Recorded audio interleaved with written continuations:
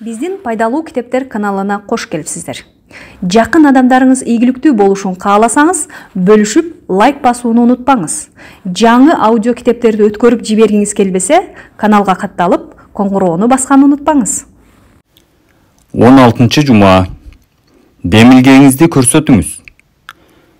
Өткөн жумада эле бүтүрө турган ишти улам эртеңкиге жылдыра берүү эң зыяндуу адат. Жеке демилгеңизди көрсөтүү жолу менен гана бул адаттан арыла аласыз. Жеке демилгесинин жетекчилиги астында аракет кылган адамдар гана ийгиликтүү боло алышат. Эки нерсе гана демилге көрсөтүүгө себепчи боло алат. Биринчиси биздин жеке тандообуз. Экинчиси мажбур кылган жагдайлар. Америка байларга жана кедейлерге бирдей жеткиликтүү эркиндиктин жана эбегейсиз чоң мүмкүнчүлүктүн мекени. Балким дал ушул нерсе биздин эркин иш алып баруу системабыздын маанилүү көрсөткүчү болуп саналат. Жеке демилгенин эркиндиги Кошмо Штаттардын баш мыйзамы тарабынан ар бир жаранга кепил болот. Жеке демилгенин мааниси жана баалуулугу өтө бийик болгондуктан, ал ар бир бизнесте кубатталат жана татыктуу сыйланат. Бир жолу Пенсильвания темир жолунда эмгектенген Эндрю Карнеги аттуу жаш клерк, конторщик, эртең менен жумушуна келип, шаар четинде темир жол кыйроосу болуп кетери мүмкүн экенин билген. Ал дароо жетекчиси суперинтендант менен байланышып, жаралган жагдай жөнүндө кабар берүүгө аракет кылган.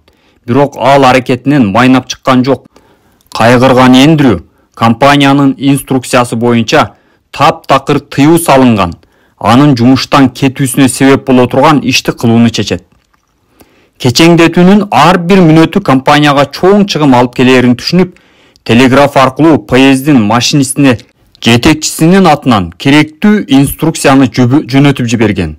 Бир нече сааттан кийин суперинтендант өз үстөлүнөн жаш клерктин кылган аракеттерин түшүндүргөн, жумуштан кетүү арызын көргөн. Бирок күн өтсө да эч нерсе болгон жок. Кийинки күнү Карнегиге арызын кайтарып беришкен. Барактын бүтүндөй бетине өтүнүчү аткарылбайт деп кызыл сыя менен жазылган экен.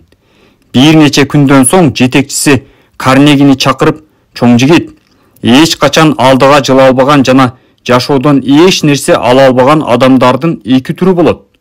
Биринчисине айтканды аткарбаган адамдар, ал эми экинчисине суранган нерседен көбүрөөк нерсе кылбаган адамдар кирет" дейт.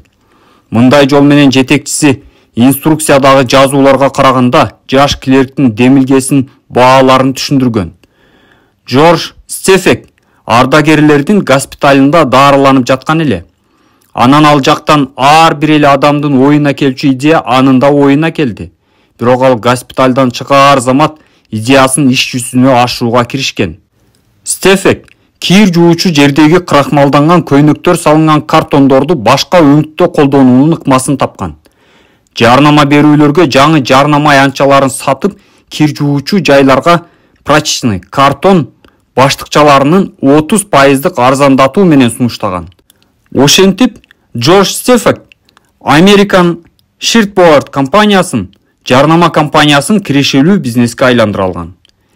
Теннесси штатындагы Мемфис шаарында жашаган Кларенс Саундерс бир жолу кафетерийдин ал убактагы өзүн өзү тейлөө ресторанынын жаңы түрү кире беришиндеги узун кезекти көргөн. Ойлонуп отуруп, өзүн өзү тейлөө идеясын азык-түлүк товарларын сатууда да колдонсо болоорун түшүнөт. Бул идеясы менен жергиликтүү дүкөндү иштеткен жетекчисине кайрылганда, ал Саундерске анын жөнү жок идеяларын угуу үчүн эмес, товарды таңгактап берип турганына акча төлөөрүн айткан.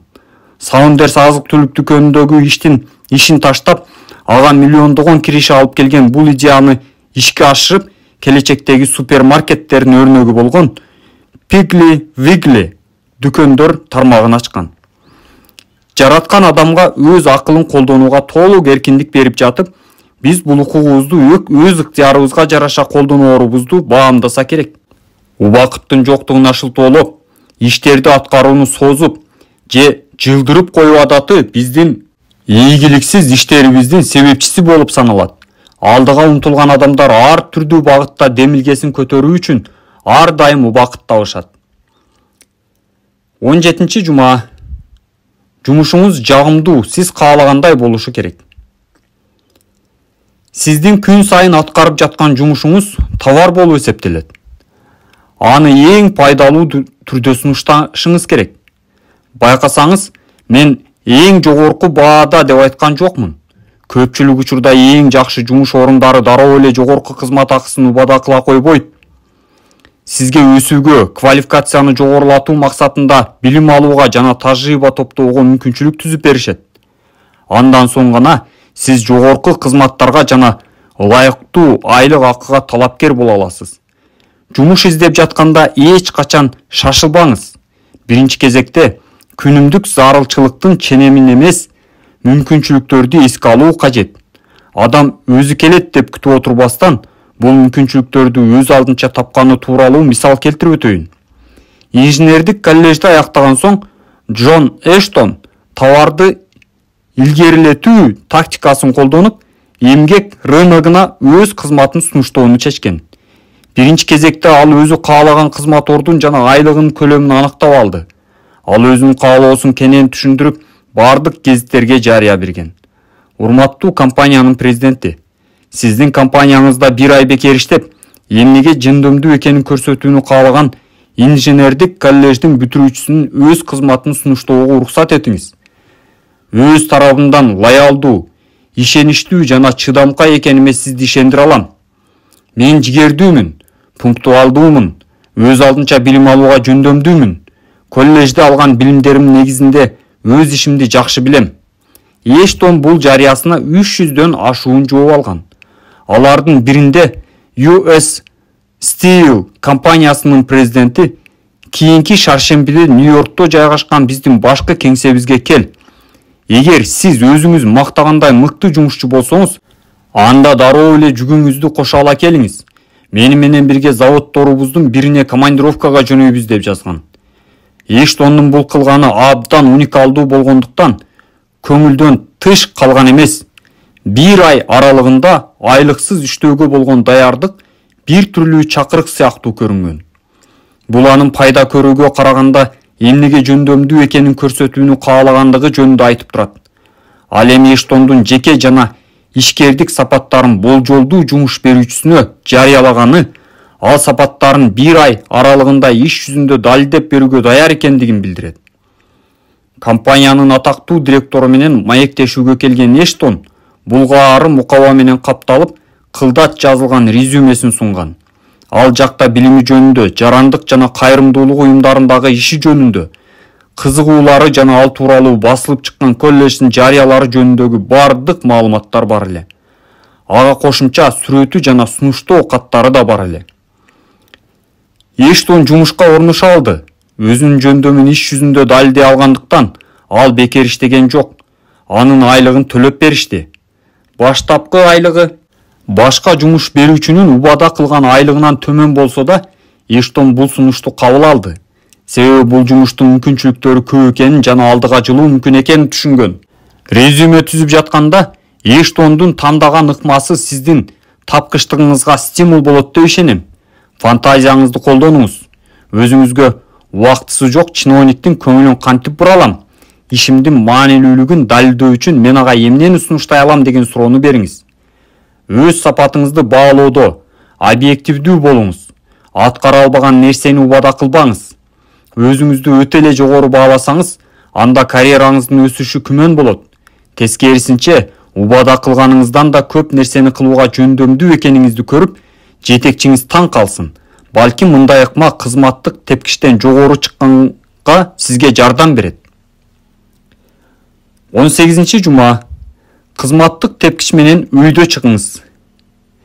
Сиз кызмат ордуңузга көпкө кармалып калганыңызды сезип турасыз. Көптөн бери сиздин кызмат ордуңуз жогорулаган эмес жана сыйлыктарга да татыган эмессиз. Мындай учурда эмне кылуу керек? Биринчиден, бул жагдайга сиздин жетекчилигиңиздин көз карашы менен карап көрөлү.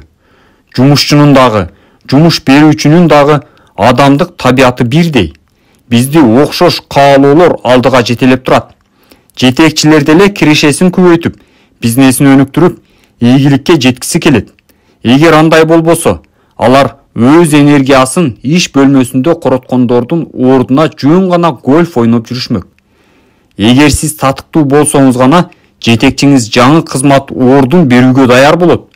Эгер сиздин аткарган ишиңиз жетекчиңиздин ийгиликке жетүүсүнө салым кошсо, өз кезегинде жетекчиңиз да сизди колдоого кызыктар болот.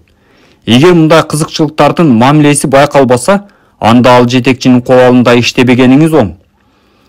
Эгер сиздин аткарган ишиңиз же кызматыңыз башкалар сизден күткөндөн да жакшы болсо, анда сыйлык алуу же кызматтык тепкичтен көтөрүлүү мүмкүнчүлүгү жогору болот.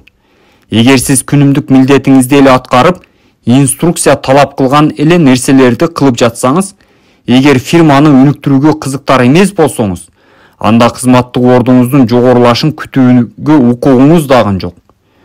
Балким карьера жолунда бир орунда тура бербестен, уйкудан ойгонуп, аракет баштоого убакыт келгендир. Жетекчиңиз сизди жогорулатуу жөнүндө али ойлоно элек болсо, анда өз күчүңүз менен жогорулоого аракет кылыңыз. Эң биринчи кадамыңызды жогорку тепкичти ээлөөгө жөндөмүңүз бар экенин демонстрациялоо мүмкүнчүлүгүн баалоодон баштаңыз. Жоопкерчиликти башкага арта салып, же башкалардын аркасына жашынгандын ордуна, өз алдынча чечим чыгаруу демилгесин өз колуңузга алыңыз. Жоопкерчилигин көтөрүүгө даяр адам чыныгы лидер. Кандай жумушта иштөөнү каалап жатканыңызды аныктап, өзүңүздү ага даярдаңыз. Компания сунуш кылган окутуу программаларын колдонуңуз же квалификацияны жогорулатуу курстарына барыңыз. Өз ишиңизди жакшы аткаруу үчүн бир аз билим алууга куштар экениңизди жетекчиңизге айтып, бул жаатта колдоо сурансаңыз болот. Жагдайды жетекчинин көз карашы менен караңыз. Эсиңизде болсун, эгер сиздин аракеттериңиз ийгиликтүү болсо, анда бир күнү өзүңүз жетекчи болуп калууңуз толук мүмкүн. Жетекчиңиз сыяктуу эле сиз дагы ишкананын кызыкчылыктарын кармана билиңиз. Сиз иштеген завод, кеңсе же дүкөндүн ишине жетекчи деп мамиле кылыңыз. Мындай мамиле менен сиз өзүңүздүн акылыңызды, жетекчинин көз карашын түшүнүүгө алдын ала даярдайсыз. Сиздин өндүрүштүн жогорулашы, чыгымдардын азайышы, сатуунун көлөмү жана киришенин көбөйүшү кызыктырып баштайт. Мунун баарына кантип жетүү керек экенин ойлоп, идеяңыздын ашып ташып жатканын байкайсыз. Фантазияңызга жана жигердүүлүгүңүзгө эрк бериңиз. Идеяңыздын өзгөчөлүгү же оордугу сизди коркутпасын. Негативдүү ойлонгон адамдардын "бул иш сенин колуңдан келбейт" деген сөздөрү сиздин чечкиндүүлүгүңүздү сындырууга жол бербеңиз. Тескерисинче, бул сиздин аракетиңизге кошумча негиз болсун. Жогоруда айтылган кеңештин баарын азыркы жумушуңуздан баштасаңыз болот. Ишиңизди кантип тез, эффективдүү жана аз чыгаша менен аткаруу мүмкүн экенин ойлоп табыңыз. Кайсы аракеттерди ишке ашырып, кайсынысын алып таштоо керек? Сапатын жакшырышы жана товардын баасын төмөндөтүү үчүн эмне кылыш керек? Азыркы тапта компаниялардын көпчүлүгүндө жумушчулардын сунуштарын жана рационалдуу идеяларын карап чыга турган атайын программалар же маалымат системасы бар. Алардын жардамы менен сиз да өз сунушуңузду айтсаңыз болот. Эгер сиздин ишканаңызда мындай система жок болсо, кызматтык кайрылуу жасасаңыз болот. Бирок ишкананы өнүктүрүү боюнча айткан сунушуңуз, аракетиңиз чын жүрөктөн болушу керек. Бул жагдайда жагалданууга жана макулдашууга орун болбошу керек. Бул жаатта өзүңүздү текшерип көрүңүз. Эгер сиз компаниянын кызыкчылыгы үчүн чын жүрөктөн аракет кылсаңыз, анда сиздин аракетиңиз жетекчилигиңиз тарабынан дароо колдоо тапса да, өз жумушуңузду аткарууда рахат аласыз. Сиздин идеяларыңыз позитивдүү мүнөздө экенине ишенимдүү болушуңуз керек. Башканын артына жашынып алып, сиз эч качан ийгиликке жете албайсыз. Эгер сиздин идеяңыз чогуу иштешкендериңизди күнөөлөө же сындоонун негизинде түзүлсө, анда ал оюңуздан кайтыкканыңыз оң. Сиздин сунушуңуз биринчи кезекте жаңы жумуш орундарын түзүү жана ар бир кызматчынын айлыгын көтөрүү жаатында болсун. Эгер идеяны ишке ашыруу планы жок болсо, анда бул идея бир тыйынга да татыбайт. Эгер сиздин идеяңыз көңүл бурууга татыктуу десеңиз, анда аны дароо ишке ашырууга киришиңиз. Эгер аны өз алдынча ишке ашыруу колуңуздан келбей жатса, анда сизге жардам бере турган адамдарга кайрылыңыз. Бирок өз алдынча жасоого аракет кылып көрүңүз. Аракетсиздиктен идеялар жаралбайт. Жакшы идеяларды талкаланып жок болуусунан башка кайгыга салчу эч нерсе жок. 19 жума. Бир адам кантип кызматтык даражасын жогорулата алган. Карл Доунс банктагы жумушун таштап В. Дюрандын компаниясында иштей баштаган. Дюран General Motors деп аталган автомобилдик компаниясын жакында эле ачкан. Жарым жыл иштеген соң Доунс кызматтык тепкичтен көтөрүлүү жөнүндө ойлонуп баштаган. Жетекчисинин ою боюнча компаниянын ишин жакшыртуу үчүн эмне аракет кылуу керек деген сыяктуу суроолордун тизмеси менен Дюранга барган. Тизмедеги акыркы суроо өзүмдүн квалификацияма жараша мен мындан да жогорку кызмат орундарын кайсынысына талапкер боло алам деген суроо болгон. Ал тизмени окуп чыккан Дюран абдан таң калган. Ал акыркы суроосуна гана сиздин заводдун жаңы ачылган цехиндеги шаймандарды орнотууга жооптуу кылам. Маянаңызга кошумча акы кошулбайт деген жооп жазылган тизмени кайра сунган. Коштошуп жатып Доунска шаймандарды орнотуунун эрежеси болгон чиймелердин көчүрмөсүн берип, инструкция боюнча иштеңиз, эмнеге жөндөмдүү экениңизди көрөлү деп жөнөткөн. Доунс ал чиймелерди карап көрүп, атайын инженердик билими жок адам алардын ыгын таба албасын түшүнгөн. Бирок ал апкаарып калган жок. Ал өзүнүн лидерлик сапатын көрсөттү. Бул жагдайда өзүнүн тажрыйбасыздыгын, аны менен катар кызматтык жогорулоонун негизсиз талап кылгандыгын моюнга алгандын ордуна бул ишти аткаруу мезгилине колунан келген адамды тапкан. Лидерликтин маңызы мына ушунда. Доунс өз жетекчилиги алдында жабдууларды орноткон инженердик фирма менен иш алып барган жана аларга маянаны өз чөнтөгүнөн төлөп берген. Берилген тапшырманы бир жума эрте бүтүрүп, Дюранга доклад тапшырганы бара жаткан Доунс эшиктердин бирине илинип турган Карл Доунс башкы менеджер деген жазууну окуп, эсин жоготуп кое жаздады. Дюран ага бул кызматтык жогорулоо менен катар маянасындагы нөлдөрдүн санын да көбөйтөөрүн билдирген.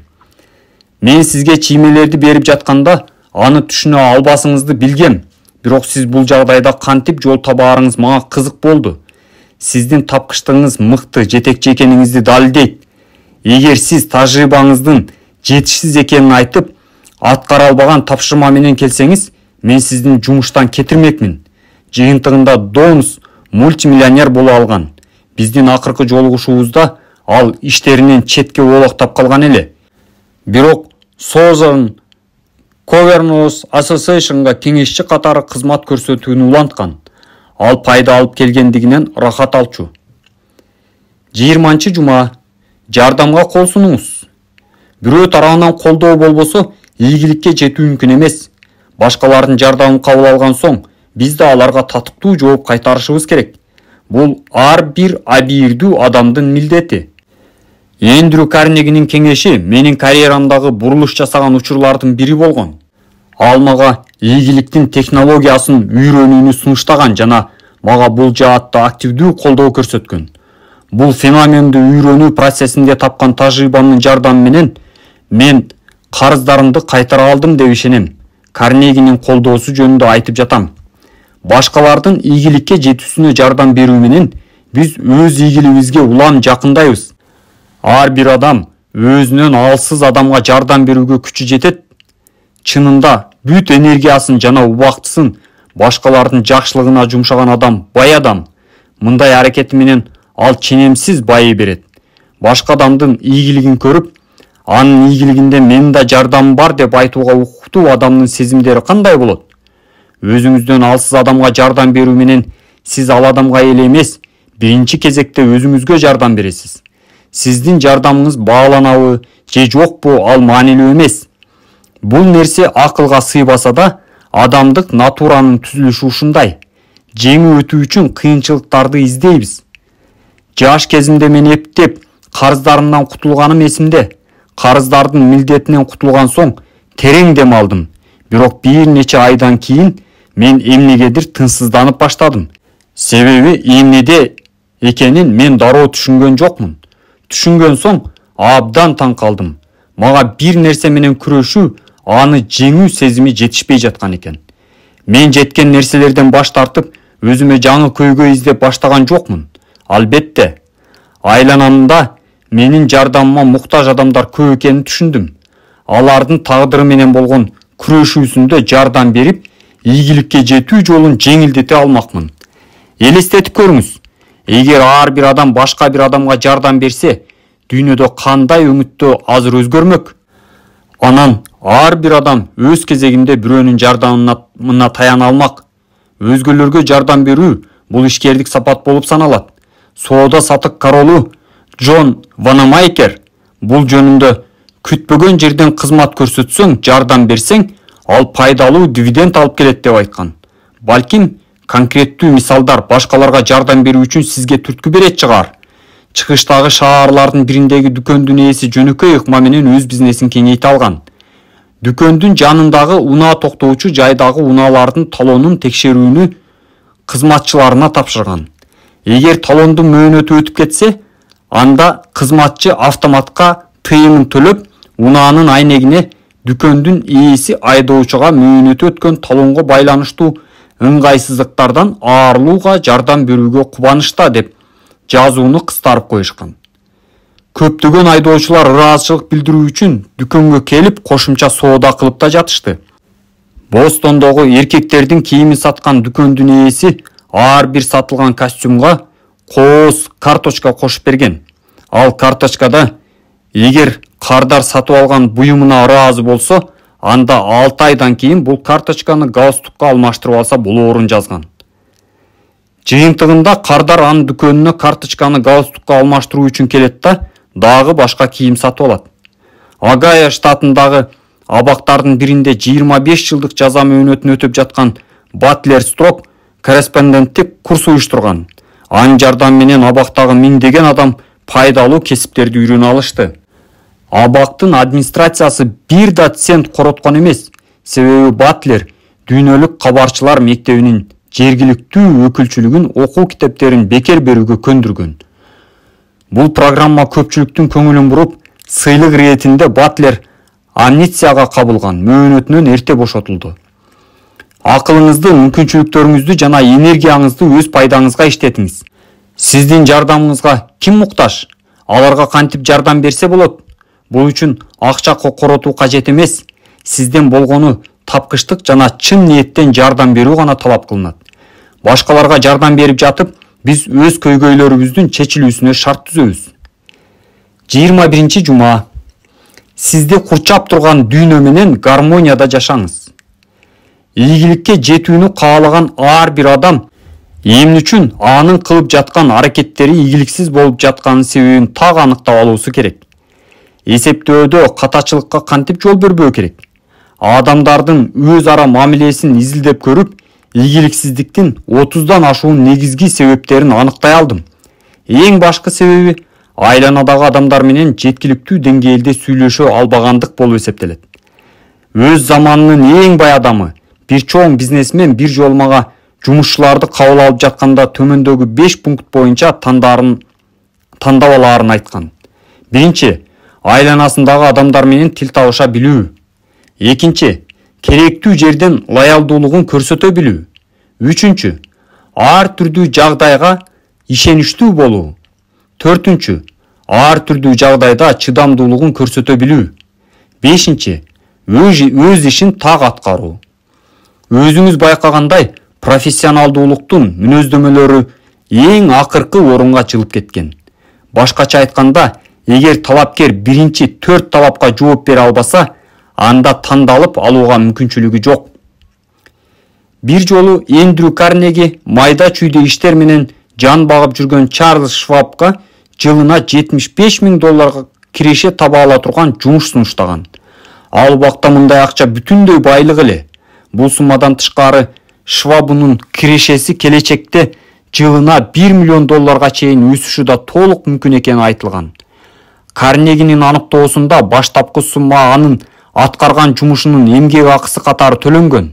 Ал эми бонустук сумманы алуу анын башкаларды шыктандыруусунан көз каранды эле. Сиздин жөндөмдүүлүгүңүз башкаларды шыктандыра алган сиздин толукталбаган банктык эсебиңиз болуп саналат. Ал эсепке сиз каалаган сумманы жазып кое аласыз. Эгер мындай жөндөмдүүлүк сизде жок болсо, анда аны өзүңүздө өнүктүрө аласыз. Ал үчүн сиз төмөндөгү эрежелерди колдонуңуз. Сизден күтпөгөн учурда да адамдарга жылуу сөздөрдү айтып, аларга керектүү кызматтарды көрсөтүңүз. Адамдар менен маектешип жатканда сиздин үнүңүздөн жылуулук жана достук мамилеңиз байкалып тургандай сүйлөңүз. Маектешиңизди кызыктыра турган темада сүйлөңүз. Ага эмес, аны менен сүйлөңүз. Маектешиңиз сиздин ага болгон кызыгууңуз чоң экенин сезсин. Сөздөрүңүз жылмаюу менен коштолуп турганы жакшы. Эч качан бир жагдайда сүйлөшүп жаткан темаңыздын маңызын түшүнбөй жатканыңызды билдирбеңиз. Диний жана саясий көз карашыңызды ачыкка чыгарбаганыңыз оң. Буга чейин өзүңүз жардам көрсөтпөгөн адамдан жардам сурабаңыз. Адамды уга билиңиз. Маектешиңиз сиз менен эркин сүйлөшүшүнө шарт түзүңүз. Эсиңизде болсун. Оптимизмдин бир тамчысы дарыядай пессимизмди жеңип кете алат. Ар бир күнүңүздү мен жыргал жашоону сурабайм. Азыркы тапта мен ээ болуп турган нерселерди туура багытта колдонуу үчүн мага тунук акыл бериңиз. Жакын адамдардын жүрөгүнөн түнөк таап, эртеңки күнү бүгүнкүгө караганда аларга көбүрөөк көңүл буруп, кызмат кылуу үчүн мага түшүнүктүүлүк бериңиз деген өңдүү дубаларды айтып, жаратканга кайрылыңыз. 22 жума. Башкалардын жардамын кабыл алыңыз. Эгер башка адамдардын таасирин, билимин, жөндөмүн жана тажрыйбасын колдонууну үйрөнсөңүз, анда сиз ийгиликке алда канча тез жетесиз. Капитан Эдди Рикенбекер өзүнүн эң негизги жакшы сапаты деп башкалардын акылдуулук жөндөмүн колдонуп, аларды кызматташууга көндүрө билгендигин эсептеген. Эгер мен өзүмдүн долларымды сиздикине алмаштырсам, анда жыйынтыгында биз экөөбүз тең өз кызыкчылыгыбыз менен гана калабыз. А эгер биз өз идеяларыбыз менен алмашсак, анда экөөбүз тең бай адамга айланабыз. Мына ушундай эле ыкманы колдонуп, адамдар командада иштесе, алардын жөндөмдүүлүгү алда канча жогорулайт. Эгерде эки адам интеллектуалдык тандемде чогуу иш алып барышса, андалар бири-биринин мүмкүнчүлүктөрүн толуктап жана колдоп, көбүрөөк ийгиликке жетишери шексиз. Эркин иш алып баруу системабыздын арты менен жеткен ийгиликтерибиздин баарын чогуу иш алып баруунун натыйжасында гана ишке ашат. Бирок бирөөгө жардам сурап кайрылган соң, ага да жардам көрсөтүүгө ар дайым дайын туруңуз. Томас Эдисондун ойлоп табуучулук таланты өз илиминин чыгаандары болгон окумуштуулар менен изилдөөчүлөрдүн эмгегин бириктире билүү жөндөмүнүн арты менен өнүгүп, биргеликте чоң максатка жетүүгө мүмкүнчүлүк түзгөн. Иллинойс штатында жашаган инженер-механик Ллойд Викстин оюна нефть куюу үчүн резервуардын өзгөчө конструкциясын чыгаруу идеясы келген. Бирок аны ишке ашыруу үчүн көп каражат талап кылынган. Викстин кошунасы тиш доктор болгон. Анын инженердик жөндөмү болгон эмес, бирок чогулткан бир аз капиталы болгон. Бул экөө материалдык жана акыл эс ресурсун бириктирип, чогуу иш баштоого багытташкан. Жыйынтыгында алардын ар бири ай сайын $1000 киреше таап башташкан. Эң негизгиси, түшкөн каражатты союздун бардык мүчөлөрүнө адилеттүү түрдө бөлүп берүү. Антпесе союз урап калышы ыктымал. Бир күнү кечинде Генри Форд заводдон чыгып бара жатып, ошол жерди тазалап, жыйнап иштеген адам менен сүйлөшүү үчүн токтоп калат.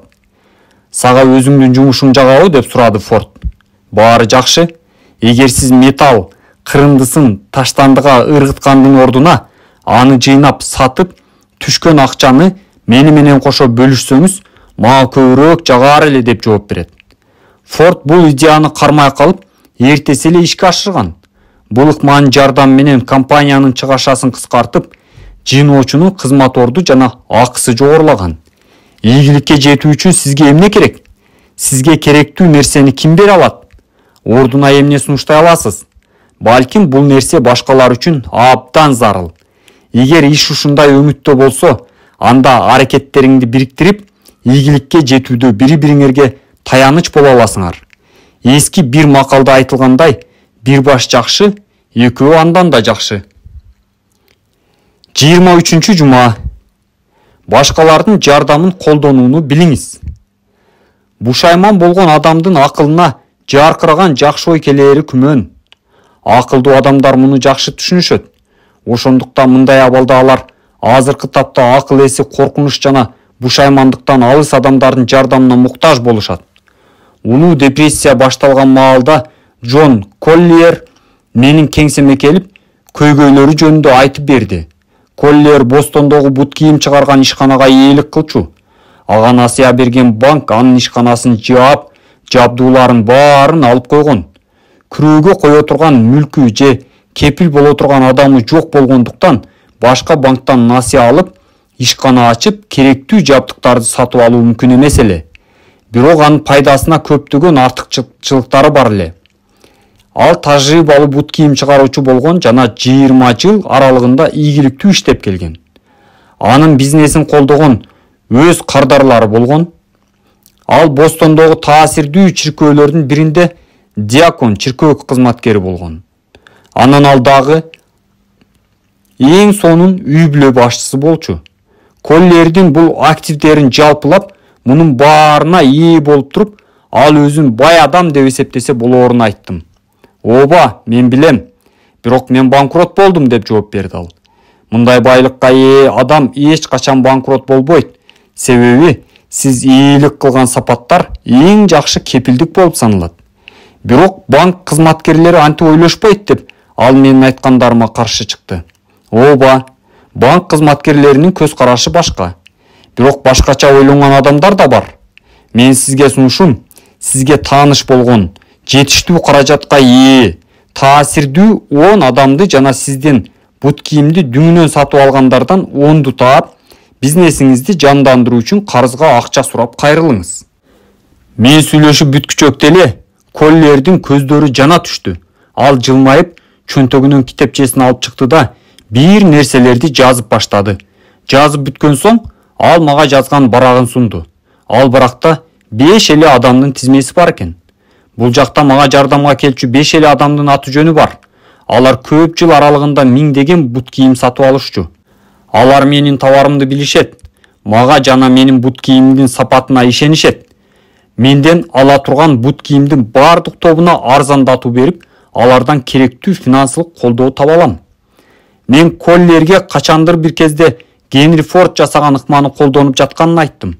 Ford Motors компаниясынын иши жаңыдан гана жанданып бара жатканда, Ford анын автомобилдерин алып сатып жаткан дилерлерден керектүү капитал алган. Эми баары өз ордуна келди. Эмне үчүн бул жөнүндө мурда ойлонбодум экен, деди Коллиер. Бул суроону көптөгөн адамдар беришет.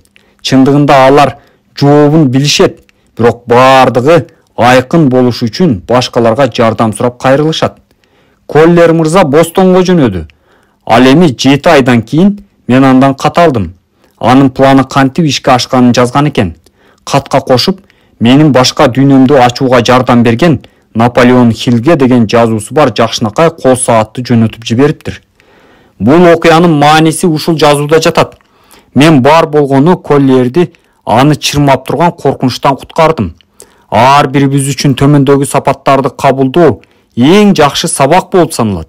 Өзүбүздүн ойлоп табуучулук жөндөмүбүз жетишсиз болуп жатканда, бизге жардам берип, колдой ала турган керектүү адамдарга жардам сурап кайрылуу биздин эң башкы активибиз боло алат. 24 жума. Өз командаңыз менен иштеңиз. Кызматташуу биз үчүн үйдөгүлөр менен да, ишибизде да, күнүмдүк жашообузда дагы баарлашууда абдан керек. Ал мамлекеттик маселелерди чечүүдө жана эркин ишкерликтин бардык системасы үчүн эң маанилүү кадам болуп саналат. Кызматташуунун 2 түрү бар. Биринчи учурда биздин коркунучубуз же зарылчылык мотивация болуп берет. Ал эми экинчисинде бардыгы биздин эркибизден көз каранды. Командалык иште жакшы жыйынтыктарга жетүү үчүн кызматташуунун достук атмосферасын түзүү керек. Эндрю Карнегинин идеялары Америкалык индустриянын башкы кыймылдаткычына айлангандан бери 10 жылдар аралыгында анын команданын ишин шыктандыруучу формуласын эч ким жокко чыгара алган эмес. Анын бул системасы жөп жөнөкөй. Биринчиден ал сыйлык берүү системасы аркылуу ар бир жумушчунун аткарган ишине жараша материалдык стимул жана жумушчунун сапатына жараша бонус белгилеген. Экинчиден, Карнеги эч качан жумушчуларына эл алдында сөгүш жарыялаган эмес. Ката кетирген жумушчуга конкреттүү суроолорду берген соң, ал жумушчу өз күнөөсүн моюнга алган. Үчүнчүдөн, ал эч качан өз чечимдерин жетекчилерине кол алдындагы таңуулаган эмес. Тескерисинче, алардын иштин жыйынтыгына жоопкер кылып, өз алдынча сыйлап турган. Карнеги командасынын ар бир мүчөсү жетишкендиктери үчүн сыйлык берип турган. Себеби өз командасынын жемиштүү ишин арты менен гана мындан да көп ийгиликке жетүү мүмкүн экенине ишенген. Бул деген команданын ар бир мүчөсү кызматташуунун жемишин берүүнү да, аны пайдаланууну да билиши керек дегенди түшүндүрөт. Өзүмчүл лидерлердин кол алдындагылар менен кызматташуусу жемиштүү болоору күмөн. Себеби кызматташуу сүйүү сыяктуу эле. Эгер мени сүйүшүн кааласаң, сен дагы сүйө билишиң керек. Капитан Эдди Рекенберг АКШнын аскердик аба күчтөрүндө кызмат өтөп жүргөн убагында өз аскерлеринин командалык духун ойготууга шыктандырып турган. Биринчи дүйнөлүк согуш маалында өзү жалгыз душмандардын 26 тик учагын жок кылган. Экинчи дүйнөлүк согуш маалында өзү үлгү болуп учкучтардын тобун түзгөн. Алар бир ай аралыгында Тынч океанында сал менен сүзүп, көптөгөн катаал сыноолорго дуушар болушкан. Анын командадагы жеке адамдык сапаты анын Eastern Airlines компаниясын түзүүгө негиз болгон. Философ Уильям Джеймс бир жолу мындай деп айткан: эгер сиз достук мамиленин негизинде башкаларды кызматташууга көндүрө алсаңыз, анда сиз эч тоскоолдуксуз өз каалаганыңызга жете аласыз. Бул чынында тайманбаган билдирүү, бирок чындык. Эгер баардыгы эле ийгиликтүү кызматташуунун маңызын кылдат анализдеп көрсөк, анда анын негизинде баштан аяк колдоп жана шыктандырып туруучу команданын сезими камтылганы айкын болот. Мисалга, спорттук мелдештердин жеңүүчү командасын алсак, анда ар бир жеңиш команданын бардык мүчөлөрүнүн бирдиктүү аракетинин натыйжасы экенин билебиз. Бирок бул жеңиште ар бир оюнчуну шыктандыра алган машыктыруучунун дагы эмгеги чоң. Бирге аракеттенишүү мыйзамынын тескери жагы да бар. Ал каршы аракеттин мыйзамы. Бул эки мыйзам адамдын табиятында бирдей камтылган. Демек, Библияда айтылган: башкаларга кылганың кайра өзүңө кайтып келет деген сөздөр чындык экени анык. Эгер сен команданын ийгилиги үчүн иштесең, анда команда сенин ийгиликке алып келет. Биздин пайдалуу китептер каналына кош келипсиздер. Жакын адамдарыңыз ийгиликтүү болушун кааласаңыз, бөлүшүп, лайк басууну унутпаңыз. Жаңы аудио китептерди өткөрүп жибергиңиз келбесе, каналга катталып, коңгуроону басканды унутпаңыз. 25 жума. Баш ийүү же багынуу. Көп адамдар баш ийүүнү адилетсиз түрдө жаман сапат катары кабыл алышат. Чындыгында бул жакшы касиет. Сиз багынууну өз пайдаңызга колдонсоңуз болот. Бул сапат адамдын баардык жетишкендиктеринин негизинде жатат. Диний, маданий жана материалдык жетишкендиктерде. Дал ушул акыл ой жөндөмдүүлүгү иудей, христиан философиясынын негизинде жатат. Багынуу адамдын өзгөртө албаган жагдайларды кабыл алуусу. Гандинин багынуусунун жардамы менен Индия көз карансыздыкка жетти. Багынуусуз адам акыл топтой албайт. Даанышман адамды мен туура эмес кылыптырмын деп ачык айтып, өз катасын мойнуна ала билген жөндөмдүүлүгүн мүнөздөйт. Эгер сиз багынуу сапатына ээ эмес болсоңуз, анда сиз дуушар болгон кыйын абалдан рационалдуу данды сууруп ала албайсыз. Ар бир ийгиликсиз кадам сизге аны жеңип өтүүгө же балким ийгиликке багыттоого жардам берүүчү сырларды камтыйт. Буга далил катары Летурононун окуясын алсак болот. Өз бизнесин гараждын оператору катары баштаган. Баштаган иши оңунан чыкпаган соң келишим түзүп иштеп баштаган. Ховердам компаниясынын долбоорун алкагында топуракты кайра иштетүү маалында катмарланган катуу тоо тектери менен иш алып барган. Жыйынтыгында иш тартиби бузулуп, Летурно чогулткан акчасынан кол жууган. Ал болгон ишке башкаларды күнөөлөгөн эмес, тагдырына же табияттын күчүнө наразы болгон эмес. Баардык жоопкерчиликти Летурно өз мойнуна алган. Ал ар дайым өзүн жубатып, жараткандан ийгиликсиз иштин дагы пайдасын көрсөтүүнү сурап дуба кылган. Жыйынтыгында катуу тектерин талкалоого күчү жеткен Шайманды чыгарууну чечкен. Анын окуясы муну менен эле бүтүп калбайт. Жеңүүнү жеңишке айландырууга жардам берген жаратканга ыраазычылык иретинде Летурно кирешесинин көп бөлүгүн кайрымдуулук катары чиркөөгө берип, бош убактысын сыйынууга арнаган. Кээ бир багынуунун арты менен жеңилүү, акыл ойду жаңы тепкичке көтөрөт. Көп жыл мурун Уайтфилдин вице-мэри жана бизнесмен Ли Бракстон көп убакыттан бери абдан ишенип жүргөн кызмат өнөктөшүнүн шалаакылыгынан айынан чоң чыгымга учраганын билген. Канча ийгиликтүү келишим түздүң деп мен андан сурадым. Уайтфилдин биринчи улуттук банкын кошкондо жалпы 15 келишим. Бул убакыттын ичинде мен ал келишимдерден бир да тыйын чыгымга учраган жокмун. Ошондуктан мен азыр кайгырып турган чагым. Бул окуя менин намысыма катуу тийди деп жооп берди Бракстон. Демек сиз адам жеңилген учурда дагы, ийгиликке жеткен маалда дагы күчтүү бойдон калышы керек экендигин түшүнгөн экенсиз. Эгер бул жеңилүү сенин жүрөгүңдү багынууга жетелеп, сен азыр колуңда бар нерсеге шүгүр кылып баштасаң, анда бул жеңилүү сен үчүн ак бата болот экен.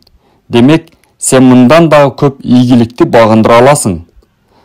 Бракстон бир жылмайып алып, туура айтасың, мен жагдайды мындай көз караш менен баалаган эмес экенмин деди. Бир нече айдан кийин мен Бракстондон кат алдым. Анын кирешеси болуп көрбөгөндөй жогорулап, баардык чыгымдарын жапканын жазган экен. Багынуу өзгөртө албаган жагдайды кабыл алуу болуп саналат. 26 жума. Ийгиликке жетүү үчүн өзүңүзгө стимул бериңиз. Негизи адамдын сүйлөө манерасынын ролу абдан маанилүү болуп эсептелинет.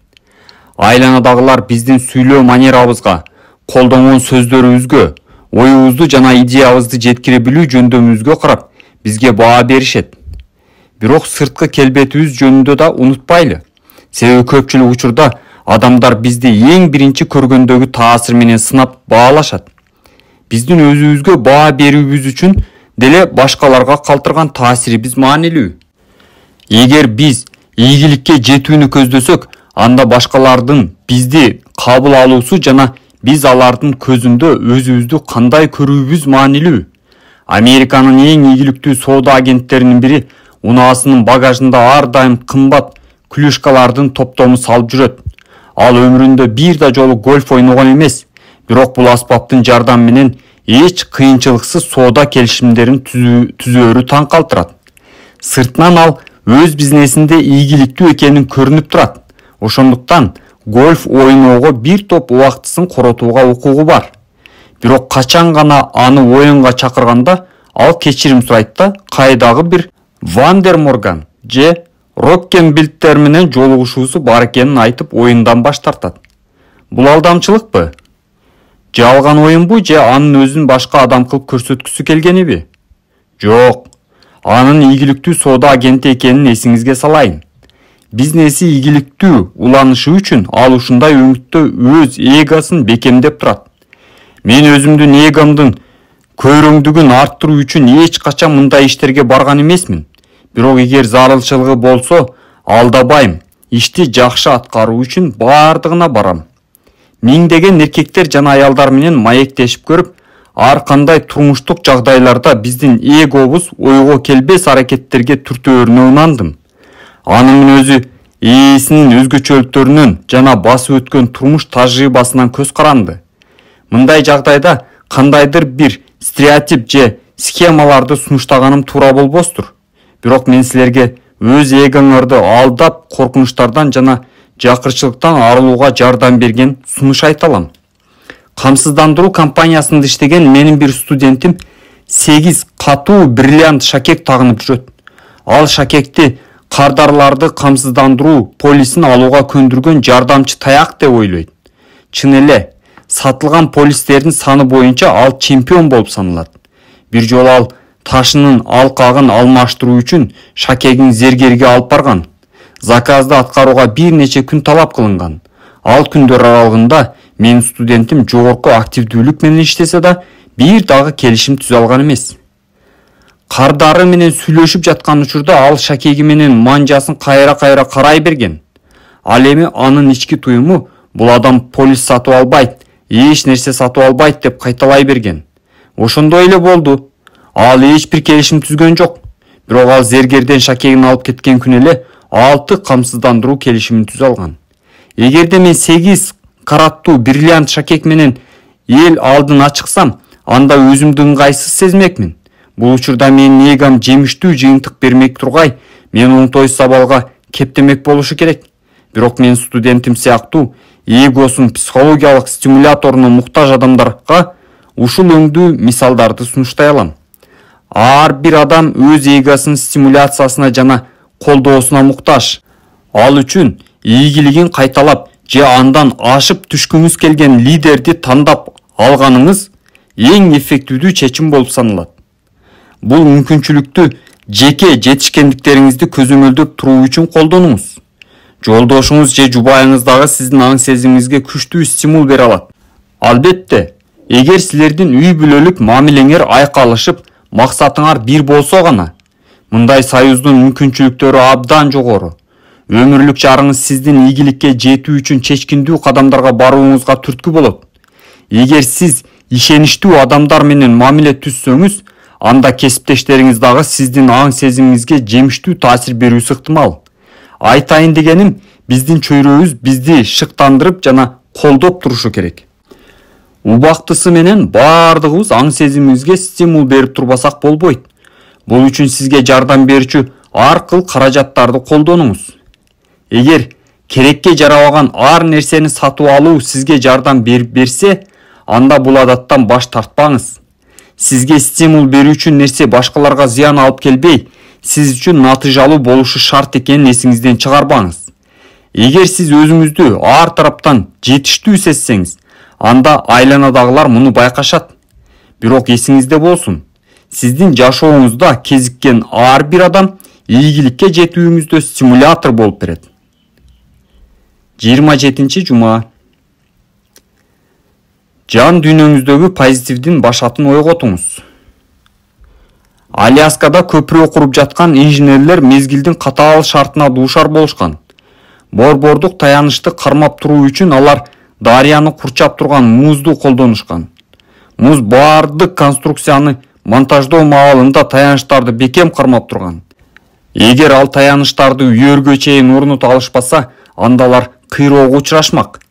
Темир устундар Пенсильванияда жасалгандыктан аны ташып жеткирүүгө көп убакыт кетчү.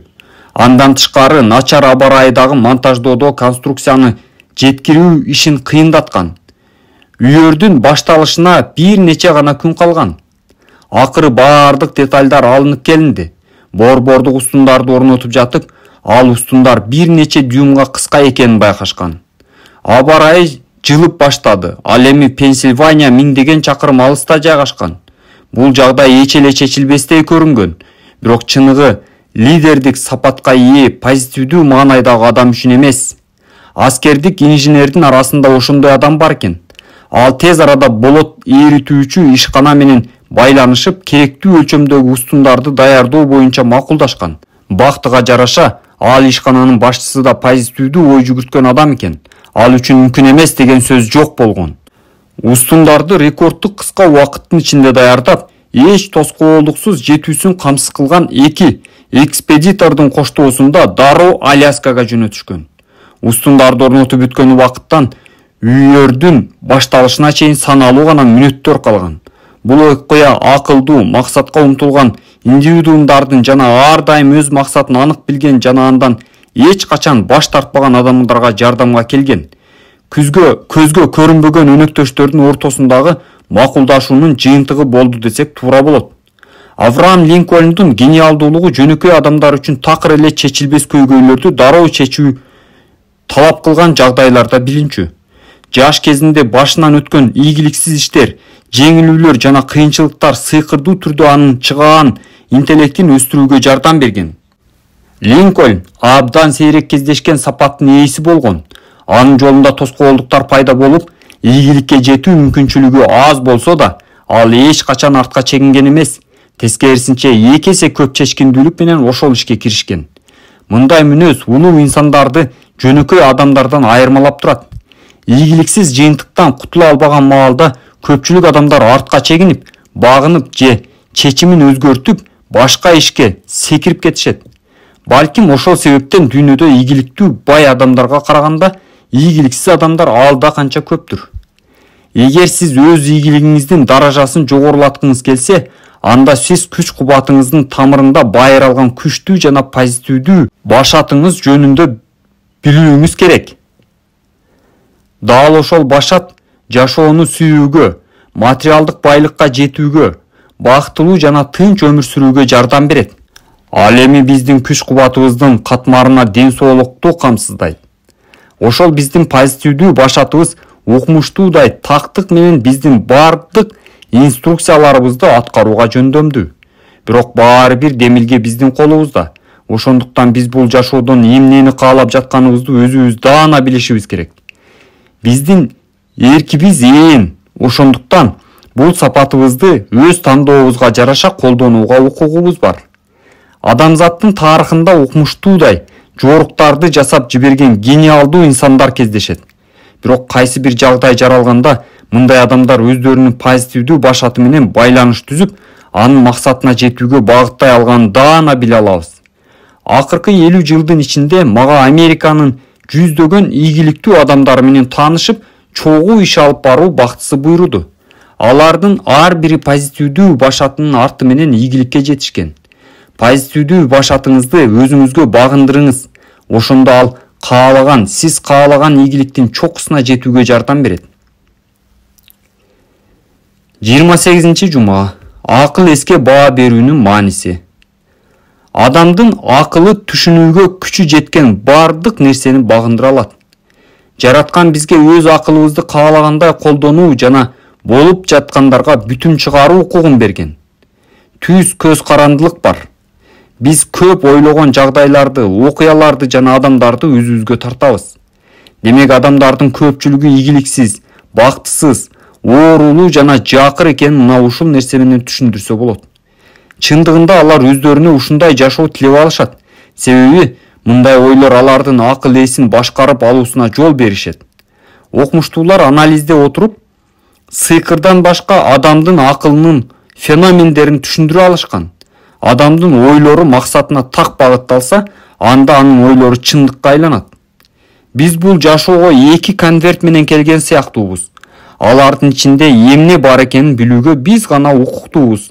Алардын биринде биз өзүбүздүн позитивдүү ойлорубузду колдонуп, акыл эсибизди маселелерди чечүүгө багыттоо мүмкүнчүлүгүнүн жардамы менен жете алчу жакшылыктардын жана байлыктардын узун тизмеги камтылган. Экинчисинде билинбегендиктен же каалабагандыктан акыл эсибизди багыттоо же башкаруу мүмкүнчүлүгүн барктабаганыбыздын натыйжасында пайда болгон сыноолордун жана көйгөйлөрдүн узун тизмеги бар. Таң калыштуу. Бирок адам позитивдүү башатынын эбегейсиз чоң мүмкүнчүлүктөрүн кандайдыр бир сыноонун башына өткөргөн соң гана билет. Висконсин штатында жайгашкан Майло Джонс шал оорусуна дуушар болгонго чейин жөнөкөй фермер болгон. Бул сыноодон кийин гана анын мээси денесине караганда көбүрөөк мүмкүнчүлүктөргө ээ экенин түшүнгөн. Колбаса чыгаруу идеясы анын фермасына көрүнүктүү кириш алып келген. Ооруга кабылганга чейин ал эптеп күн көрүп жүргөн эле. Бул ийгиликтүү идея аны Джонс Фарм деп аталган азык-түлүк линиясын чыгарууга түрткү берген. Бул азык азыр дагы ар бир кожойкенин үйүндө бар. Сиздин ишенүү жөндөмүңүздө эбегейсиз чоң мүмкүнчүлүктөр катылган. Бирок позитивдүү ойлордун жардамы менен гана ал жөндөмүңүздү ачыкка чыгарып, аны иштөөгө мажбурлай аласыз. Балким, бул сизге төмөндөгүнү түшүнүүгө жардам берет. Биздин көйгөйлөрүбүз өзүбүз элестетип алгандай абдан чоң. Адам өзүн коркунучка кептегенди жана көйгөйүн арбытканды жакшы билет. Ал эми мунун баары ийгиликсиз жыйынтыкка гана жетелейт. Биздин кереметтүү америкалык жашоо образыбыз эркин иш алып баруу системасы сыяктуу эле адамдардын акылынын жемиши болуп саналат. Алар бул системаларга ишенишкен жана өз эмоцияларын башкаруу жолу менен бул ишеничин колдоп келишкен. Жараткан берген мүмкүнчүлүктөрдү толук түрдө колдоно билген, жакшыга ишенген адамдар гана цивилизациянын жана бизнестин өнүгүшүнө шарт түзүшөт. Чындыгында биз ишенген жана акылыбыз кабыл алган нерсенин баарына жете алабыз. 29-жума. Позитивдүү бааны карманыңыз. Акча акчага тартылат.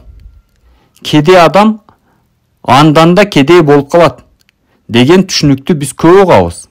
Мен байкоомо караганда кээ бир адамдар алда канча байып, кээ бири колунда бар нерсени да жоготуп жатканы жогорудагы ойдун туура экенин далилдейт. Бул жөнүндө Библияда колуңда бардын байлыгы көбөйөт, ал эми кедейдин колундагысында тартып алынат деп айтылган. Башкача айтканда, биз колубуздагы мүлктү туура пайдалана билүүбүз керек. Бул биз ээлик кылган бардык нерсеге тиешелүү. Эгер аны колдонбосок, иштөөгө мажбурлабасак, анда кол жууп калышыбыз мүмкүн. Биздин дүйнөбүздө дайымкы болуп бир гана нерсе эсептелинет. Эч токтобогон өзгөрүү.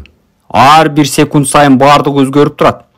Жада калса биздин денебиз дагы укмуштуудай ылдамдык менен өзгөрүүгө учурап турат. Өз тажрыйбаңызды карап, бул кепке ишенсеңиз болот. Чөнтөгүндө бир нече доллары гана бар адам өйдөгө жетүүгө аракет кылып жатканда, ага керектүү колдоо көрсөткөн адам чанда кездешет. Бирок ал максатына жетип, эч кимдин жардамына муктаж эмес болуп калган учурда, ага жардам берүүнү каалагандар кезекке туруп калышат. Демек, нерсе, зат, өзүнө окшош нерсени, затты өзүнө тартат деген тартылуу закону чын экен. Ийгилик өзүнө андан да чоң ийгиликти тартат. Ал эми ийгиликсиз иштер андан да чоңун өзүнө тартат.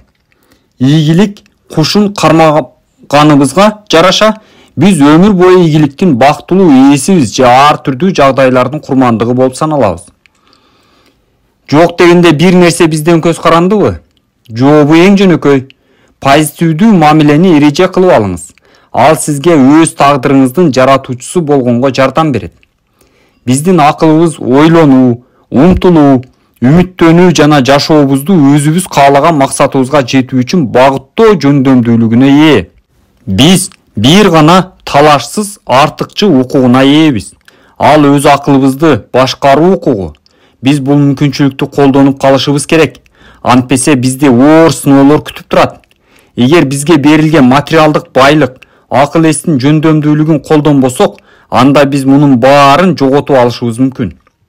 Биринчи кезекте, сиз бул жашоодо эмнеге умтулуп жатканыңызды так аныктап алыңыз. Андан соң сиз өзүңүзгө мен өз максатыма жете алам жана мен өз аракетимди азыртадан баштайм деп айтышыңыз керек. Максатыңызга жетүүдөгү кадамдарыңызды жазып алыңыз. Анан ар дайым аларды аткарууга аракет кылыңыз.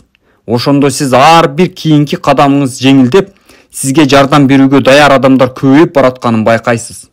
Эсиңизде болсун.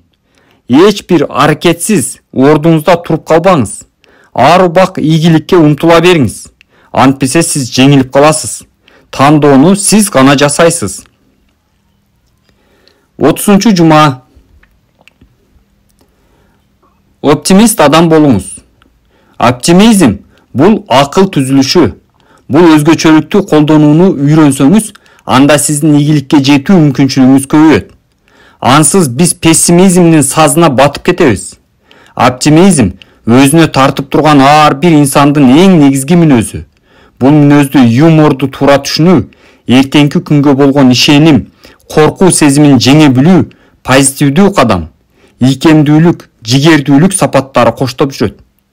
Күтүлүп жаткан көйгөйлөрдү ойлоп кабатырлануунун ордуна эртеңки күнү, кийинки жумада, кийинки айда, кийинки жылы боло турган жагымдуу окуя жөнүндө күн сайын бир нече мүнөт ойлонуп турууну адатка айландырып алыңыз. Боло турчу ошол окуяларды ойлонуп жатып, аларды ишке ашуунун пландары да жаралып жатканын сезесиз. Мындай ыкманы колдонуп, сиз жашоого болгон оптимисттик көз карашка ээ болосуз. Ийгиликтүү лидерлердин же жөн гана жолду, везучий адамдардын арасынан сиз пессимисттерди таба албайсыз. Себеби пессимист лидер чогуу иштешкен өнөктөштөрүн жеңилүүгө гана жетелейт. Ал эми Линкольн жана Ли өңдүү адамдар жарандык согуштун оор күндөрүндө дагы өз тарапташтарын алдыда жакшы күндөр болоруна ишендире алышкан. Репрессиянын күчөгөн маалында дагы Франклин Рузвельт табиятынан берилген оптимисттик көз карашынын жардамы менен көңүлү чөккөн америкалыктардын жан дүйнөсүн үмүткө толтура алган. Гитлер, Сталин, Муссолини жана Мао өңдүү каардуу лидерлер өз колу алдындагыларын эртеңки күнү дүйнө жүзү бизге баш ийгендей болушат. Колу бутубуз байланган чынжырларыбыздан башка биздин жогото турган нерсебиз жок.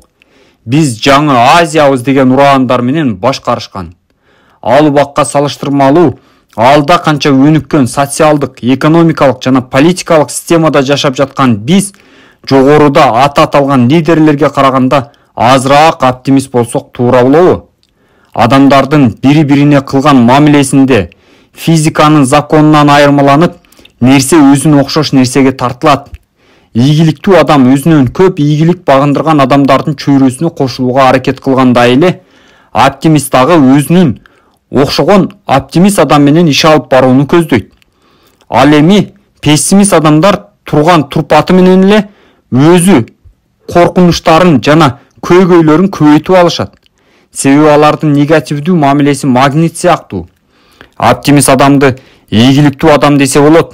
Себеби мындай сапатка ээ адамдар психикалык жана физикалык ден соолугу чың, тынчтыкты сүйгөн жана оор басырыктуу болушат.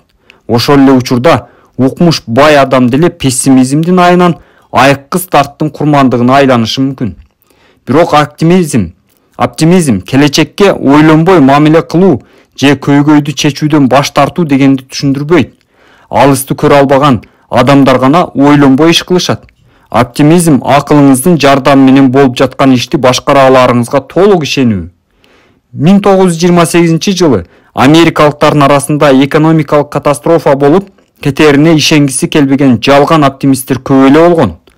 Алар пессимисттердин инфляциянын чоңдугунан жана тамырын жайган спекуляциянын айынан бүтүндөй Америка жабыр тартат деген сөздөрүн угуп күлүшкөн.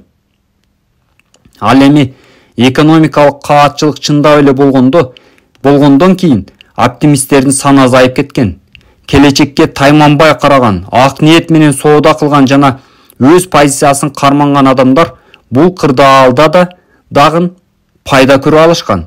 Алар өздөрүн чыныгы оптимист катары көрсөтө алышты. Сиз дагы оптимист боло аласыз. Келечекке карап, жагдайга туура баа берүүнү үйрөнүңүз. Талдаңыз. Тунук акылыңыздын жардамы менен баардыгын таразалаңыз. Андан соң гана сиз күткөн жыйынтыкка жетүү үчүн туура чечим кабыл алыңыз. Ошондо сиз келечектен коркуунун кажети жок экенин түшүнөсүз. 31 жума. Өзүңүздүн ички мамилеңизди башкара билиңиз. Биздин ички мамилебиз бизди ар дайым кандайдыр бир тандоо жасоого мажбур кылат. Сиздин жашооңуз ийгиликтүү болобу же жокпу, өзүңүздүн жан дүйнөңүз менен гармонияда болосузбу же жашооңуздун акырына чейин жетишпегендикти сезесизби? Мына ушул ички мамилеңизден көз каранды. Бизге табияттан берилген өз акылыбызды башкарып, ийгиликке жетүү жөндөмдүүлүгүбүздү колдоно алабызбы же жокпу? Ал өзүбүздөн гана көз каранды.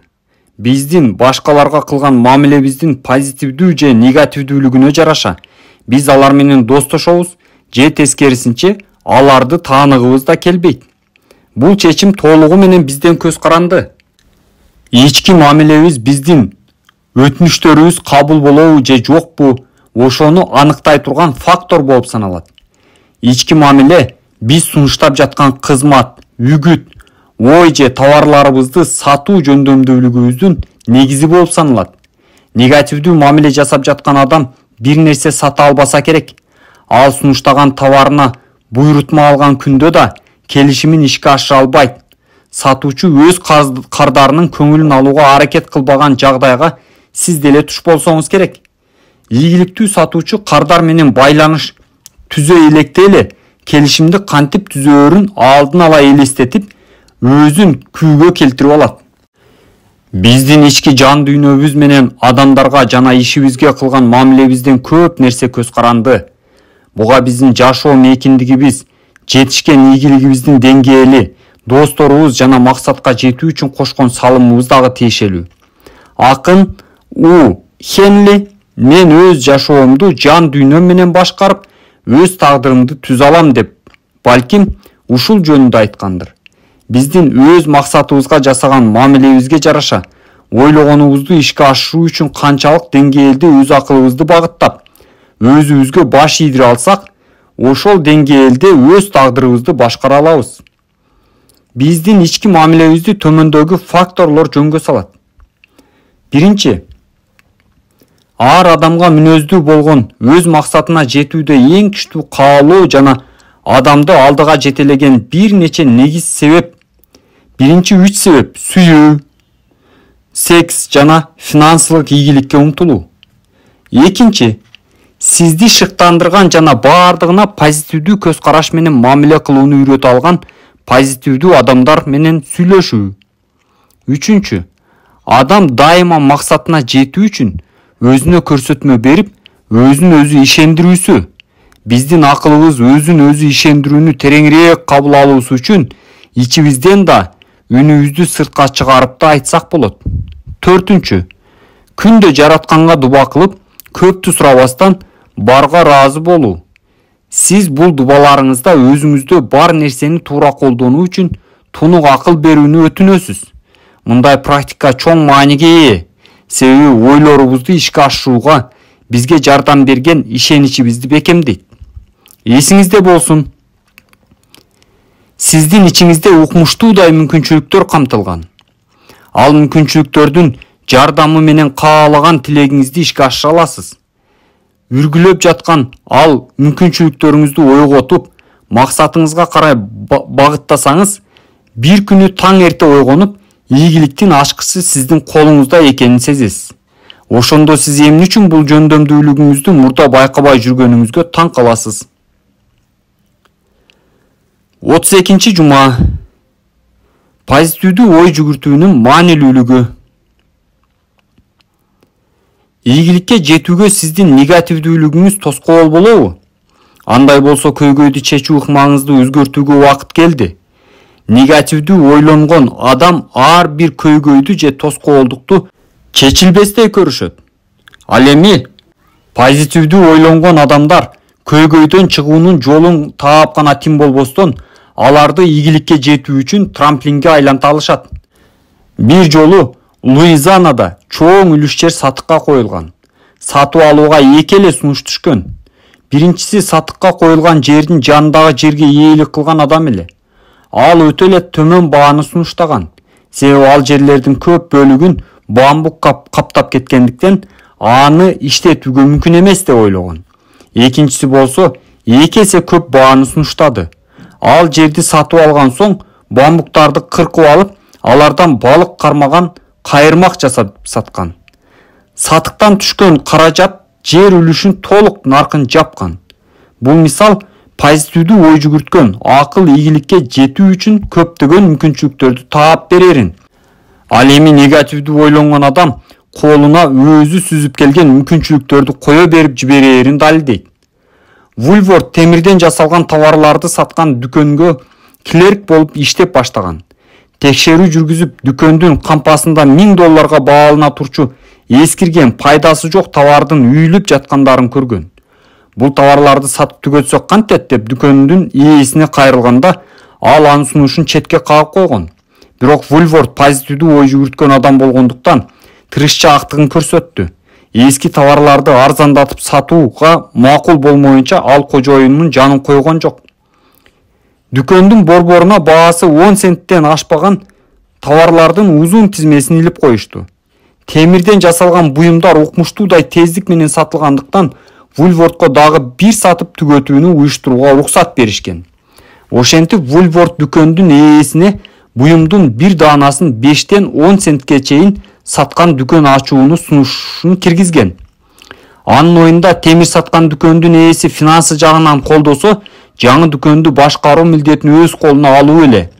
Бирок кожоюну бул планын кыйроого учурайт деп караманча каршы чыгып, макул болбой койгон. Мынчалык төмөн баага сатуу үчүн товарлардын көп түрүн табуу мүмкүн эмес деп эсептеген. Ошондо Woolworth өз алдынча аракет кылып, өз тагдырын сынап көрүүнү чечкен. Ал тоодой болгон эски товарларды сатып алып, өзүнүн атын алып жүргөн дүкөндөр тармагын ачкан. Бир нече жылдан кийин анын мурунку кожоюну өкүнүп, мен эми гана түшүнүп жатам. Woolworth'тун идеяларын колдонгондон баш тартып, мен миллиондогон доллардан куружалак калган экенмин деп айткан. Ишти негативдүү кабыл алуу, адамдын чечкинсиздик, коркуу, шектенүү, кыжырдануу, каардануу, ишти так аныкталбаган, жылдырып коюу каалоосу сыяктуу мүнөзү менен байланыштуу. Мунун баары адамдар менен жакшы өңүттө сүйлөшүүгө тоскоол болот жана жакшы мүмкүнчүлүктөрдү пайдаланып калуудан сизди ажыратат. Позитивдүү мамиле тескерисинче ийгилик алып келет. Жигердүүлүк тартуулайт. Фантазияңыздын өсүшүнө жана чечкиндүүлүккө багыттап, айланадагыларды жана мүмкүнчүлүктөрдү өзүңүзгө тартууга жардам берет. Жашоого болгон позитивдүү көз карашты өнүктүрсө болобу? Албетте болот. Эгер сиз ар дайым иш баштаар алдында же чечим кабыл алаарда кыла аларыңызга толук ишенсеңиз, анда позитивдүү көз карашты өнүктүрүү толук мүмкүн. 33-жума. Сиздин жакшы адаттарыңыз сиздин пайдаңызга иштесин. Сиздин ар бир ийгилигиңиз же жеңилүүңүз толугу менен жашоо образыңыздын жана көнүмүш адаттарыңыздын негизинде аныкталат. Адаттын эки түрү болот. Биринчиси, биз өз кызыкчылыктарыбыздын алкагында өз каалообуз менен тандап алабыз. Экинчиси, биздин жашоо жагдайыбыздын негизинде пайда болот. Бул адаттардын эки түрү тең автоматтык түрдө иштеп турушат. Себеби биз аларды кабыл алганбыз. Экөөнү тең нерселердин космостук кезеги деп мен атап коюлган улуу мыйзам башкарат. Табиаттын баардык мыйзамдары бул мыйзамга баш ийет. Атомдордун, жылдыздардын, планеталардын өз ара мамилеси, жыл мезгилдеринин алмашуусу, ден соолук, жашоо, өлүм андан көз каранды. Табиаттагы заттардын кезегин сактоо системасынын негизинде автоматтык түрдө болуп турат. Жылдыздар жана планеталар убакыттын так интервалы менен өз орбитасында айланышат жана мейкиндикте өз ордун ээлеп турушат. Эмендин уругунан эмен багы өсүп чыккандай эле тобурчактын карагай өсүп чыгат. Табият эч качан ката кетирбесин билебиз. Эмендин уругунан карагай, карагайдын тобурчагынан эмен өсүп чыкпайт да. Бирок мунун баары жөн жерден болуп жатпаганын сезе аласызбы? Эмнеге дал ушундай болот? Көнүмүшкө айланган адаттар менен дал ушундай жагдай болот. Жараткан биздин каалообузга жараша адат бекитип, аны түптөөгө уруксат берет.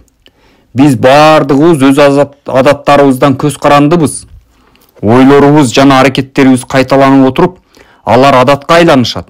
Ошондуктан ойлорубузду башкара алсак, жашообузду жана тагдырыбызды башкарууну да үйрөнөбүз.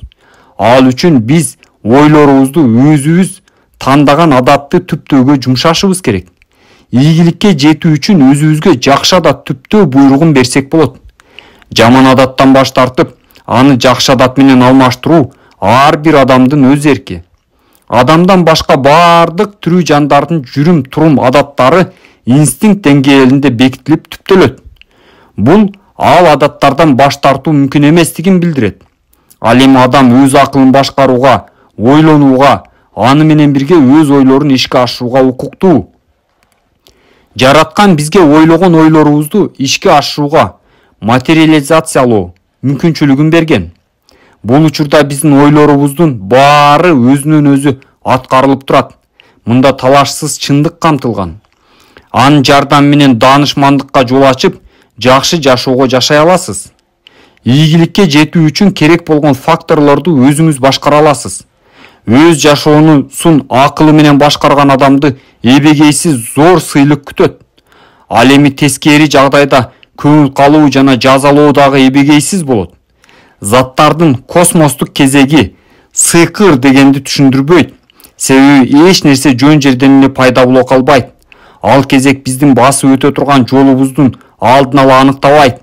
Ал жөн гана адамдын табигый жол менен басууга жана ойлогонун ишке ашырууга мажбурлайт. Өзүңүздүн адаттарыңызды кайра карап, анализдеп жана жаңы адаттар менен алмашууну көздөңүз. Анда ийгиликти орнотуучу адаттардан баштаңыз. Ийгиликтин нурун кармап калыңыз да, күн сайын өзүңүз каалаган нерсеге бүт ойлоруңузду топтоңуз. Убактысы келгенде бул жаңы ой, адат сизди сөзсүз байлыкка жана атак даңкка алып келет. 34 жума. Баа берүүдө так болуңуз. Биз акыл эсибизди толук башкара алабыз. Бул мүмкүнчүлүктү натыйжалуу колдонуу үчүн биз так болушубуз керек. Ар бир акыл эстүү адам ал үчүн бирөөнүн чечим кабыл алышын каалабайт. Ийгиликтүү адамдар кылдат ойлогон чечимдерин кабыл алуу үчүн так системанын негизинде иш алып барышат. Алгач алар маалымат топтошот, башкалардын ойлорун угушат, бирок жыйынтыгында өз акылы менен гана чечим кабыл алышат. Кылдат ойлонуу процесси эки негизги учурду өзүнө камтыйт. Белгисиз факт же гипотезаны колдонуунун негизинде түзүлгөн индуктивдүү ой корутунду, ал эми дедуктивдүү ой корутунду белгилүү фактылардын негизинде түзүлгөн корутунду. Акыл эстүү адамдын ойлонуу процесси эки этаптан турат. Алгач ал фактыларды куру ойлордон жаратат, андан соң фактыларды алардын маанилүүлүгү боюнча эки бөлүккө бөлөт. Максатка жетүүдө жакшы пайдасы тие турган фактылар маанилүү фактылар болуп саналат. Калгандары жараксыз. Көпчүлүк адамдардын көйгөйү жагдайга баа берүү процессинде куру ойлорго жана такталбаган маалыматтарга таянышат. Туура ой жүгүрткөн адам кээ бир адамдардын ойлору такыр эле акылга сыйбас же жада калса коркунучтуу экенин аныктоого жөндөмдүү. Ал ойлор текшерилбеген, жаман ойдо негизделген же жеке көрө албастык, эгоизм же коркуу сезим менен айтылган ойлор болушу мүмкүн. Туура ой жүгүрткөн адам деп айтып жатышат деген сыяктуу сөздөрдү колдонуп жаткан адамдын кеп кеңешин кабыл албайт. Себеби ал жоопкерчиликтүү адам, өз оюн гана айтаарын жакшы билет. Кылдаттык менен ойлонгон адам кеп кеңештердин маанилүүлүгүн айырмалай билүүгө жөндөмдүү. Эгер ага бирөөнүн кеңеши керек болсо, ал ишеничтүү адамга кайрылат жана ага сөзсүз ыраазычылыгын билдирет. Пайдалуу кеңештердин баардыгы жагдайды кылдат анализдөөнүн негизинде алынган. Туура ой жүгүрткөн адам ар дайым эле эмоцияга ишене берүү мүмкүн эмес экенин жакшы билет. Мындай адамдар эмоциянын таасири алдында чечим кабыл алууга жол бербөө үчүн баардыгын кылдат иликтеп жана таразалап чыгышат. Джеймс Дюк бала кезинде жетиштүү билим ала алган эмес. Ал жазганды да билчү эмес. Бирок ал жагдайды кылдат ойлонуу жана анализдөө жөндөмдүүлүгүн өнүктүрүп, дүйнөдөгү эң бай адамдардын катарына кошула алган. Ал майда барат нерселерди ойлонууга убактысын короткон эмес. Ал чечимин бат, бирок такталган фактылардын негизинде кабыл алган. Бир жолу Дюк 2000 тамеки дүкөнүн ача турганын айтканда, анын досу таң калып, мен 2 тамеки дүкөнүм менен эле толтура көйгөйлөрдөн арыла албай жүрөм. А сен 2000 дүкөн ачканы жатасыңбы? Сен ката кетирип жатасың, Дюк деп айткан. Дюк, оба, мен жашоодо көп ката кетирем. Бирок мен кетирген каталарымдын себебин тапмайынча токтобойм. Каталардан качып кутулса болот, бирок ал үчүн эч нерсе кылбаш керек деген жоопту айткан. Ал тамекини чекене саткан дүкөндөр тармагын ачып, жумасына миллиондогон киреше таап жатты. Дюк бир нече миллион долларды анын ысымын алып жүрүүчү университеттин ачылышына жумшады. Бул анын тапкан кирешесинин чети гана. Ал бат, бирок кылдат ойлонуп кабыл алган чечимдеринин жардамы менен байлыкты топтой алды. Бир жолу Элберт Хаббард жетекчисине төмөндөгүдөй мүнөздөмө берген. Бул адам абдан көп чечим кабыл алат. Алардын кээ бири абдан так жана туура болуп чыгат. Кылдат ойлонууну талап кылган жагдайлар адамдын өзүн өзү тартипке салуусунда талап кылат. Туура жана өз убагында кабыл алынган чечим баардык багытта ийгилик алып келет. Ал үчүн сиз эрктүү болуп, өзүңүздүн өзүңүз тартипке салып туруңуз.